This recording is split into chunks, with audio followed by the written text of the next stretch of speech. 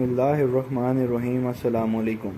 مدینہ کا بازار تھا۔ گرمی کی شدت اتنی زیادہ تھی کہ لوگ نڈھال ہو رہے تھے۔ ایک تاجر اپنے ساتھ ایک غلام کو لیے پریشان کھڑا تھا۔ غلام جو بھی بچہ ہی تھا وہ بھی دھوپ میں کھڑا پسینہ پسینہ ہو رہا تھا۔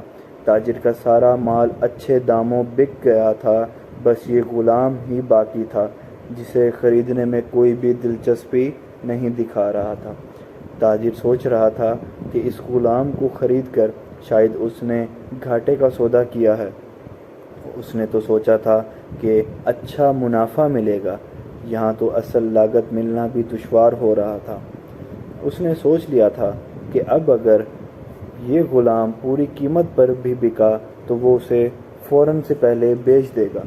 مدینہ کی ایک لڑکی کی اس غلام پر نظر پڑی تو اس نے تاجر سے پوچھا کہ یہ غلام کتنے کا بیچو گے؟ تاجر نے کہا کہ میں نے اتنے میں لیا ہے اور اتنے کا دے دوں گا۔ اس لڑکی نے بچے پر ترس کھاتے ہوئے اسے خرید لیا۔ تاجر نے بھی خدا کا شکر ادا کیا اور واپسی کی راہ لی۔ مکہ سے ابو حذیفہ مدینہ آئے تو انہیں بھی اس لڑکی کا قصہ معلوم ہوا۔ لڑکی کی رحم دلی سے متاثر ہو کر انہوں نے اس کے لیے نکاح کا پیغام بھیجا جو قبول کر لیا گیا۔ یوں واپسی پر وہ لڑکی جس کا نام ثبیتہ بنت یار تھا ان کی بیوی بن کر ان کے ہمراہ تھیں اور وہ غلام بھی مالکن کے ساتھ مکہ پہنچ گیا۔ ابو حذیفہ مکہ آ کر اپنے پرانے دوست عثمان ابن عفان سے ملے تو انہیں کچھ بدلا ہوا پایا اور ان کے رویے میں سرد مہری محسوس کی۔ انہوں نے اپنے دوست سے استفسار کیا کہ عثمان یہ سرد مہری کیوں؟ تو عثمان بن عفان نے جواب دیا کہ میں نے اسلام قبول کر لیا ہے اور تم ابھی تک مسلمان نہیں ہوئے، تو اب ہماری دوستی کیسے چل سکتی ہے؟ ابو حذیفہ نے کہا تو پھر مجھے بھی محمد صلی اللہ علیہ وآلہ وسلم کے پاس لے چلو اور اس اسلام میں داخل کر دو جیسے تم قبول کر چکے ہو۔ چنانچہ حضرت عثمان رضی اللہ تعالیٰ عنہ نے انہیں نبی کریم صلی اللہ علیہ وآلہ وسلم کی خدمت میں پیش کیا اور وہ کلمہ پڑھ کر دائرہ اسلام میں داخل ہو گئے۔ گھر آ کر انہوں نے اپنی بیوی اور غلام کو اپنے مسلمان ہونے کا بتایا تو ان دونوں نے بھی کلمہ پڑھ لیا۔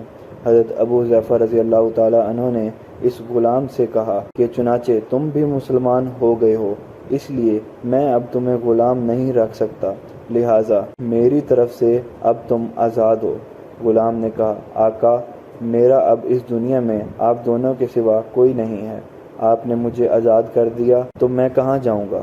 حضرت ابو حذیفہ رضی اللہ تعالیٰ عنہ نے اس غلام کو اپنا بیٹا بنا لیا اور اپنے پاس ہی رکھ لیا۔ غلام نے قرآن پاک سیکھنا شروع کر دیا اور کچھ ہی دنوں میں بہت سا قرآن یاد کر لیا، اور وہ جب قرآن پڑھتے تو بہت خوبصورت لہجے میں پڑھتے۔ ہجرت کے وقت نبی کریم صلی اللہ علیہ وآلہ وسلم سے پہلے جن صحابہ نے مدینہ کی طرف ہجرت کی ان میں حضرت عمر رضی اللہ تعالیٰ عنہ کے ساتھ حضرت ابو حذیفہ رضی اللہ تعالیٰ عنہ اور ان کا یہ لاپالک بیٹا بھی تھا۔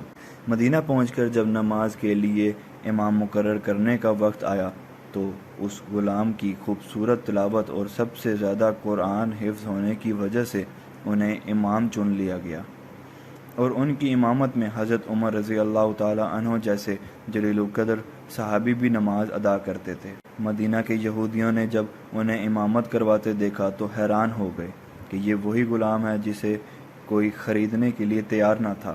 آج دیکھو کتنی عزت ملی ہے کہ مسلمانوں کا امام بنا ہوا ہے۔ اللہ پاک نے انہیں خوشگلو اس قدر بنایا تھا کہ جب آیت قرآنی تلاوت فرماتے تو لوگوں پر ایک محویت طاری ہو جاتی اور راہگیر ٹھٹک کر سننے لگتے۔ ایک دفعہ ام المومنین حضرت عائشہ رضی اللہ تعالیٰ عنہ کو رسول اللہ صلی اللہ علیہ وآلہ وسلم کے پاس حاضر ہونے میں دیر ہوئی۔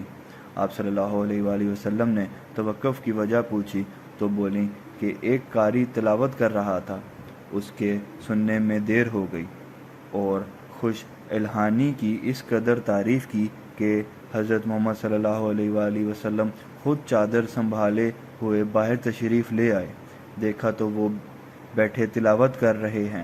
آپ صلی اللہ علیہ وآلہ وسلم نے خوش ہو کر فرمایا اللہ پاک کا شکر ہے کہ اس نے تمہارے جیسے شخص کو میری امت میں بنایا۔ کیا آپ جانتے ہیں کہ یہ خوش قسمت صحابی کون تھے؟ ان کا نام حضرت سالم رضی اللہ تعالیٰ عنہ تھا، جو سالم مولا ابو حذیفہ رضی اللہ تعالیٰ عنہ کے نام سے مشہور تھے۔ انہوں نے جنگ موتا میں جام شہادت نوش کیا۔ اللہ تعالیٰ کی کروڑہ رحمتیں ہوں ان پر۔ جزاک اللہ۔